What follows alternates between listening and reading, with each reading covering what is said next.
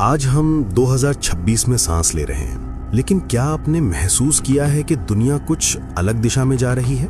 तो आपको लगेगा कि कुछ तो बहुत गलत हो रहा है। महाशक्तियां आपस में उलझ रही हैं, मौसम अपना भयानक रूप दिखा रहा है और इंसान अजीब सी बेचैनी में है। क्या ये सिर्फ संयोग है या सदियों पहले इसका संकेत दिया गया था? आज से 600 साल पहले उड़ीसा के एक महान संत अच्युतानंद दास जी ने ताड़ के पत्तों पर एक ग्रंथ लिखा था, भविष्यमालिका।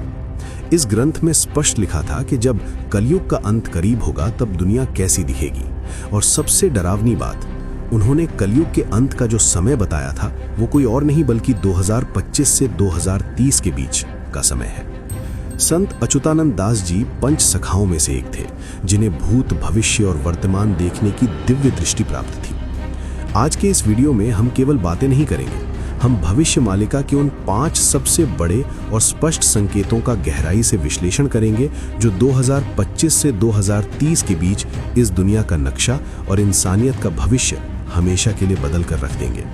वीडियो को अंत तक देखिएगा, क्योंकि इसका अंत आपको डराएगा नहीं बल्कि आपको बचने का रास्ता दिखाएगा।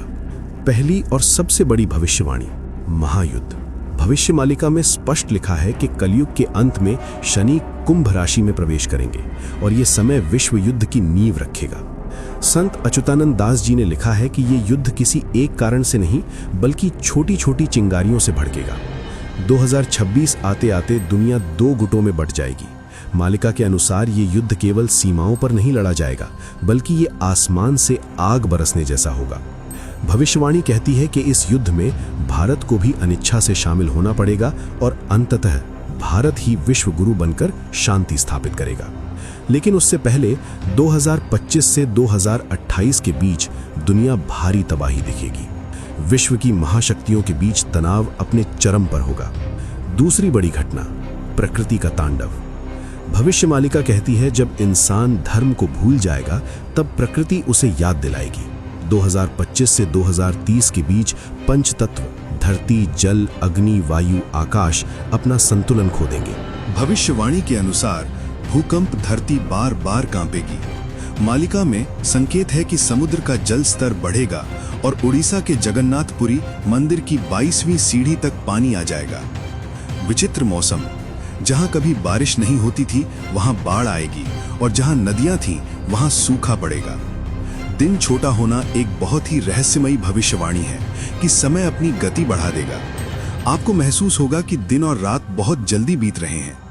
भविष्यमालिका कहती है कि सूर्य की दिशा और व्यवहार में भी बदलाव देखने को मिलेगा, जिससे भीषण गर्मी और अज्ञात बीमारियां फैलेंगी। तीसरी घटना बेहद डरावनी है, जिसे मालिका में अंधकार का समय कहा गया है। वैज्ञानिक आज सौर तूफान की बात कर रहे हैं, लेकिन भविष्यमालिका में सदियों पहले लिख दिया था कि एक समय ऐसा आएगा जब आसमान से आग बरसेगी और पूरी दुनिया में अंधेरा छा जाएगा। इसे कई विशेषज्ञ आधुनिक इंटरनेट ब्लैकआउट या पावर ग्रिड फेलियर से जोड़कर देख रहे हैं।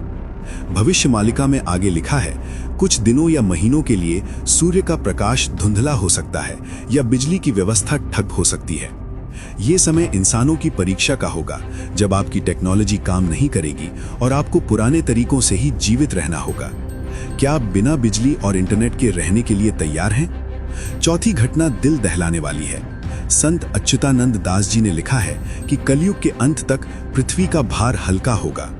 युद्ध, महामारी और प्राकृतिक आपदाओं के कारण दुनिया की एक बड़ी आबादी खत्म हो जाएगी। भविष्यमालिका के कई जानकारों का दावा है कि एक ऐसी विचित्र बीमारी आएगी जिसका इलाज विज्ञान के पास भी नहीं होगा। लोग चलते फिरते प्राण त्याग देंगे। शब्द थोड़े कठोर हैं, लेकिन भविष्यवाणी में भारी जनहानि का संकेत मिलता है, जिससे जनसंख्या में भारी गिरावट का संकेत है। लेकिन डरिए नहीं, क्योंकि इसी विनाश में सृजन का बीज भी छिपा है। ये सतयुग की स्थापना का पहला संकेत होगा। 5वीं और सबसे महत्वपूर्ण घटना, उम्मीद की किरण। तमाम विनाश के बीच 2025 से 2030 का समय भारत के विश्व गुरु बनने का समय होगा। भविष्यमालिका के अनुसार भगवान जगन्नाथ ही कल के रूप में प्रकट होंगे। ये अवतार किसी राजा या नेता के रूप में नहीं बल्कि मानवीय चेतना के रूप में भी हो सकता है। भविष्यवाणी कहती है कि भारत दुनिया को आध्यात्मिक मार्ग दिखाएगा।